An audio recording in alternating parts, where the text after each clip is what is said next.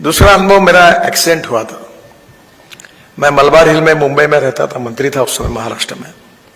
तो रतन टाटा मेरे अच्छे मित्र हैं, तो वो मुझे मिलने के लिए आए। तो मेरा एक रॉकी हिल करके मलबार हिल में एक्सट्रीम इस पर मेरा मकान था, जहाँ हाईकोर्ट जजेस रहते थे, उसमें अकेला मंत्री मैं रहता था, क्योंकि सब मंत्रियों ने बंगले जबरदस्ती ले रहे और मैंने नहीं लिए तो मुझे मिला ही नहीं। तो आखिर फ्लैट मिला तो मैं उधर उनके साथ रह रहा था, वो खाली था। तो रतन टाटा मुझे मिलने के आए, तब वो रास्ता घूम गए।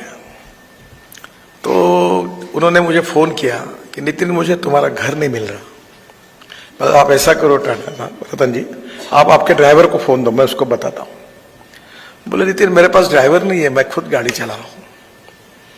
बोला तुम्हारे पास ड्राइवर नहीं है? बोले नहीं है। मुझे बड़ा आश्चर्य लगा कि हिंदुस्तान का इतना बड़ा करोड़पति होने के बाद इसके साथ ड्राइवर क्यों नहीं, अपने कोई इसके साथ सिक्योरिटी ड्राइवर कोई नहीं।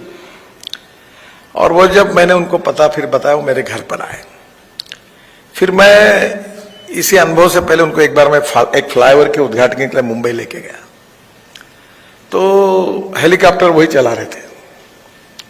तब भी वो एक प्रकार से मैं उनको देख रहा था कि कहीं भी चलने में, बोलने में, उनकी कोई व्यवहार में वो टाटा ग्रुप के मालिक है, ये कभी महसूस ही नहीं होता था।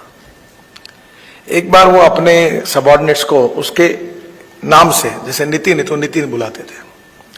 तो मैं उनको मिला तो उनके लोग भी उनसे उतने फैमिलियर थे। या आजकल होता है ना कि मंत्री है तो उसका प्रोटोकॉल होता है, फिर उसके साथ कौन मिलेगा, कौन नहीं मिलेगा, कौन बात करेगा, तो ये बड़ा चलता है। मैं दूसरी बात जो है वो जॉर्ज फर्नांडिस की आपको बताता हूं। मैंने उनको इतने बार, एक बार वो डिफेंस मंत्री थे, तो मेरा उनके ऊपर बहुत प्रेम था, क्योंकि वो बहुत डाउन टू अर्थ और उनसे बहुत सीखने लायक था। बहुत अच्छे नेता थे, ईमानदार थे, कर्मठ थे और कन्विक्शन ओरिएंटेड थे। तो मुझे मलबार हिल पर वो आए मिलने के लिए। तो बात करते करते बोले, नितिन तुम क्या कर रहे हो? मैंने मुझे कुछ टाइम है। क्यों? बोले चलो मेरे साथ, मैं डॉक्टर के यहाँ, मुझे डेंटिस्ट के यहाँ जाना है। तो मैं उनके गाड़ी में बैठ के, हम दोनों ही बैठ के, कोई डिफेंस का कोई एक उनके अटैची उनके साथ था। वहां गए, डॉक्टर के पास किया। बाद में सामने वाले रेस्टोरेंट में मुझे लेके गए, वही गिरगांव में हम लोग ने नाश्ता किया, चाय पिया। कहीं उनकी व्यवहार में वो दिखा नहीं रहे थे कि वो कोई डिफेंस से, देश के डिफेंस मंत्री है।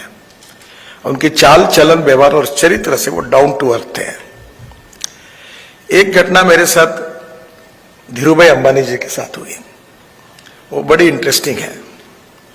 कि मैं जब महाराष्ट्र में मंत्री था तो मुंबई में Worli Bandra sea link project, 55 flyovers और मुंबई पुणे एक्सप्रेस हाईवे बनाने का सौभाग्य मुझे मिला।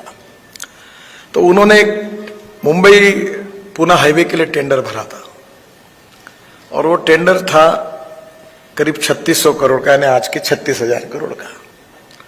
तो मुझे मेरा मत था कि 2000 करोड़ के नीचे काम हो सकता है, ये 1600 करोड़ बहुत ज्यादा है। तो उनके संबंध तो बीजेपी, शिवसेना में बाल ठाकरे, प्रमोद महाजन सबसे थे, और मैं केवल मंत्री था। तो मैंने हमारे मुख्यमंत्री और उप मुख्यमंत्री जी को कहा कि मुझे लगता है ये नहीं देना चाहिए, क्योंकि ये कॉस्ट बहुत ज्यादा है, तो आप इसको कैंसिल करिए। तो वो मनोहर जोशी और मुंडे जी थे, वो भी मेरे से समझ लिया उन्होंने, बोला ये एलिगेशंस होंगे हमारे ऊपर। और मैंने अपने फाइल पर लिख दिया कि ये करने लायक नहीं है, ये हम एक MSRDC करके संस्था स्थापन करेंगे और हम अपने पैसे से ये करेंगे। तब मुझे हमारे बहुत से लोगों ने कहा कि जो अंबानी नहीं कर सकता उससे कम पैसे में तुम कैसे कर सकते हो, ये तुम्हारा कॉन्फिडेंस गलत है। विवाद होता रहा, फिर प्रेस में कंट्रोवर्सी बनी, और आखिर में उनका टेंडर रिजेक्ट हुआ। तो वो बहुत नाराज हो गए, और उस समय आज भी, और उस समय भी वो देश के नंबर 1 के उद्योगपति थे, और पॉलिटिकल पार्टी को उनका सपोर्ट इज बहुत इंपॉर्टेंट। तो बाल ठाकरे जी को और प्रमोद महाजन को लगा कि ये मैंने लेना देना कुछ नहीं, अब ये सबके संबंध उनके साथ खराब कर दिए। तो प्रमोद महाजन जी ने मुझे कहा, भाई जो तुमने किया तो किया, अब एक बार उनके पास जाके समझाओ, ताकि उनका गुस्सा भी कम हो हमारे प्रति, क्योंकि तुमने वो लोएस्ट होने के बाद, उनका कानूनी अधिकार होने के बाद भी तुमने टेंडर रिजेक्ट किया। तो मैं उनके यहाँ गया, और मैं भी उनको समझा रहा था। बोलते बोलते वो मेरे ऊपर, उनको गुस्सा भी था तो भड़क गए, थोड़े से भड़क गए ना, उनके बोलने का तरीका बदल गया। वो बोले तुम क्या बनाओगे रोड, तुम्हारी क्या ताकत है बोले बनाने की। तो मैं भी थोड़ा सा, मैं भी ऐसे इसमें जरा कोई मुझे उल्टा कहता तो जवाब देने में मैं भी, मेरा भी स्वभाव में शांति नहीं थी।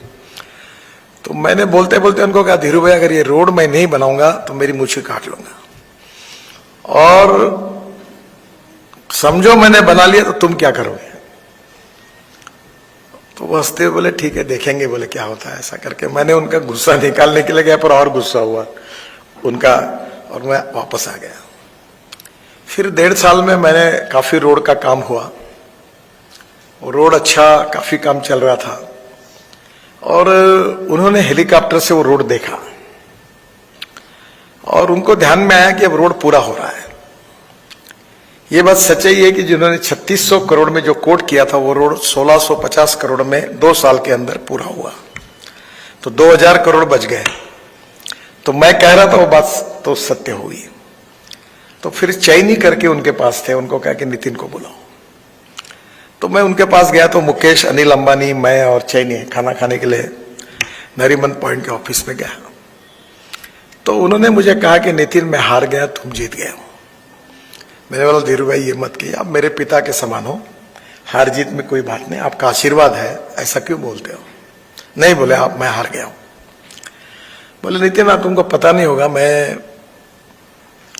एक स्कूल मास्टर का लड़का, और मेरी कहानी ऐसी थी कि मैं जब पहली इंडस्ट्री शुरू कर रहा था मुझे कोई लोन नहीं दे रहा था। तब आईसीआईसीआई बैंक के एक मैनेजिंग डायरेक्टर थे, मेरा वो लोन रिजेक्ट हो गया था, एक प्लास्टिक की कोई मशीन ले रहे थे वो। तो उन्होंने जाकर, जब रिजेक्ट केस थी तो वो एमडी को मिलने के लिए गए, जो चेयरमैन एमडी थे उस समय, उनका नाम भी उन्होंने बताया था, मैं भूल गया।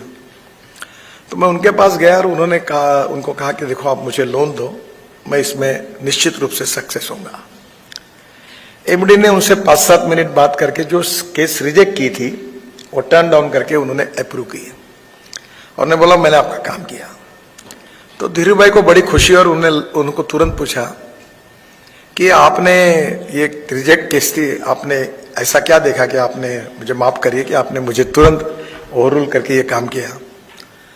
तो उन्होंने कहा, उन्होंने जो जवाब दिया कि मैंने आपके चेहरे से, आपकी नजरों से ये जान लिया कि आप सक्सेस होंगे, आपकी इच्छा शक्ति प्रबल है और करने की जिद्द है, और इसलिए मैंने टर्न डाउन करके ये लोन मंजूर किया। बोले आज मैं, उस समय की बात है, मैं जब कह रहा हूं ये शायद 2001 या 2 का काल होगा। तो उन्होंने जब ये बताया तो स्वाभाविक रूप से ये कहानी बताने के बाद उन्होंने मुझे कहा कि नितिन, मुझे नितिन ही कहते थे, मैंने इतनी इज्जत कमाई है कि आप 1 बजे है, हम खाना खाने बैठे थे टेबल पर, मुझे अगर चाहिए तो मैं 5000 करोड़ 4 बजे तक पब्लिक से मिला सकता हूं। ये मैंने क्रेडिबिलिटी मैंने कमाई है, जो रिलायंस के रूप में बॉन्ड्स में पैसे लोगों से मिलते थे। अब मैंने बहुत कुछ कमाया है, अब मेरा काउंटडाउन शुरू हुआ है। मुझे नहीं लगता कि मैं अब ज्यादा दिन जी सकूंगा, क्योंकि अब मेरी स्वास्थ्य ठीक नहीं है। पर मेरी एक इच्छा है कि इस देश का, मेरा तो बहुत भला हो गया, पर देश का भला हो। और तुमने ये काम किया जो मैं कभी नहीं सोचता था कि कर सकते, तो किया है। मैं बहुत खुश हूं, और मैं हार गया हूं, तुम जीत गया। फिर मैंने कहा नहीं ऐसी बात मत बोलिए। मैंने कहा मेरे लिए एक काम करोगे? मतलब बताइए क्या करना है। माँ के नाम का हॉस्पिटल है जो मुंबई पुणे ओल्ड हाईवे पर है, बहुत बड़ा हॉस्पिटल उन्होंने बनाया था, और मेरी इच्छा है कि उस हॉस्पिटल का लोकार्पण तुम्हारे हाथ से हो। तो मैंने कहा कि मैं जरूर आऊंगा। तो उन्होंने कहा कि दशहरे के दिन प्रोग्राम है। तो मैंने नीचे मुंडी डालकर कहा कि धीरू भाई दशहरे के दिन मुश्किल है, क्योंकि मैं बचपन से अनेक सालों से हमारा आरएसएस का कार्यक्रम होता है उसमें जाता हूं, और वो दिन मेरा कभी छूटता नहीं, तो वो दिन मुश्किल जाएगा। तो बोले मेरा तो दशहरे का ही मुहूर्त है, तुम एक काम करो, आपका कार्यक्रम कितने बजे होता है? सुबह 6 बजे शुरू होता है, 9, सवा 9, साढ़े 9 बजे खत्म होता है। बोले आप 10 बजे नागपुर एयरपोर्ट पर रहिए, आइए, मेरा हवाई जहाज आपको पुणे लेके आएगा, वहां से हेलीकॉप्टर से यहाँ आइए और यहाँ कार्यक्रम करिए, मेरे साथ भोजन करिए और मैं आपको 5 बजे के अंदर नागपुर पहुंचा दूंगा, क्योंकि दशहरे का दिन था, शाम को प्रोग्राम होता है। तो मैं गया और बाद में जब क्लिंटन अमेरिकन प्रेसिडेंट बने तो बॉम्बे स्टॉक एक्सचेंज में एक बड़ा कार्यक्रम हुआ। तो उस समय हमारी सरकार चली गई थी, मैं लीडर ऑफ अपोजिशन था, मैं और नारायण राणे, और विलासराव देशमुख और छगन भुजबल मुख्यमंत्री और उप मुख्यमंत्री थे। तो वो हॉल बहुत छोटा है मुंबई स्टॉक एक्सचेंज का, तो वहाँ हार्डली 300-350 लोग थे और अपने इनको क्लिंटन को बहुमानित किया, उन्होंने सम्मानित किया। तो हम लोग 4 ही थे महाराष्ट्र गवर्नमेंट के। जैसे मैं स्टेज में ऐसा बैठा था तो उन्होंने आवाज दिया मुझे, नितिन इधर आओ। और उस दिन नेहरू भाई स्टेज पर थे, उनका सत्कार हुआ था क्लिंटन के हाथ से।